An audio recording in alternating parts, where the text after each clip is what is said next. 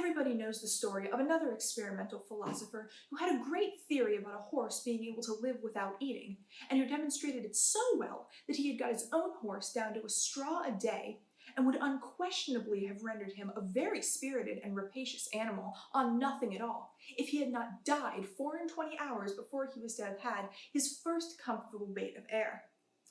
It cannot be expected that this system of farming would produce any very extraordinary or luxuriant crop.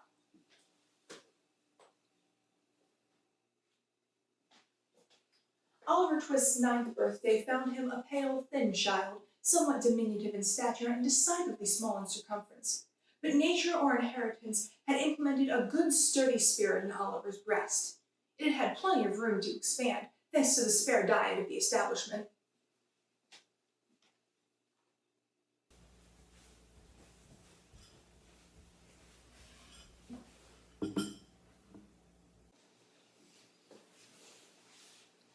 Oliver Twist and his companions suffered the tortures of slow starvation for 3 months. One boy hinted darkly to his companions that unless he had another basin of gruel per diem, he was afraid he might some night happen to eat the boy who slept next to him.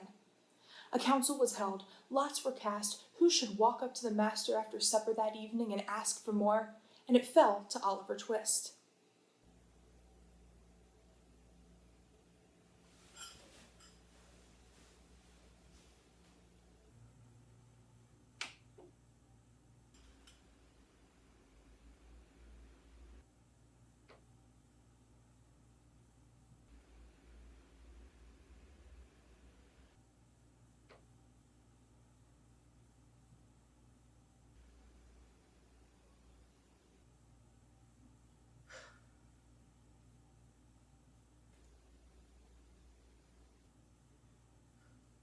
Boy, listen to me. You know you're an orphan, I suppose. What's that, sir? The boy is a fool. I thought he was. I hope you say your prayers every night, and pray for the people who feed you and take care of you, like a Christian? Yes, sir. It would have been very like a Christian, and a marvelously good Christian, too, if Oliver had prayed for the people who fed and took care of him. So what do you want, boy? Please, sir, I want some more. What? Please, sir, I want some more.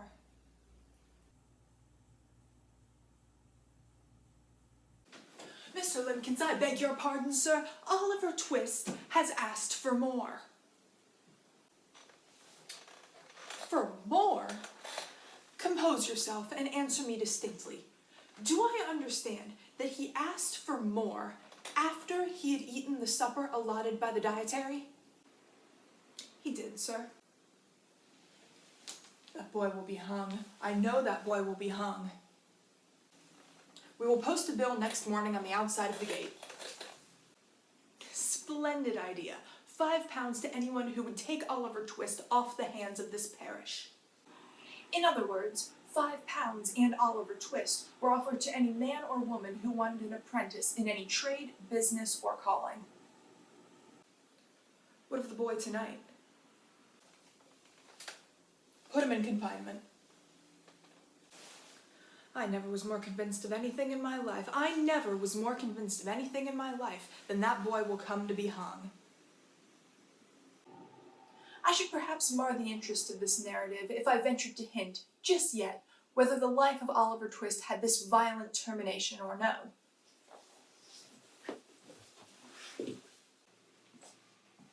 But for a week after the commission of the impious and profane offense of asking for more, Oliver remained a close prisoner in a dark and solitary room.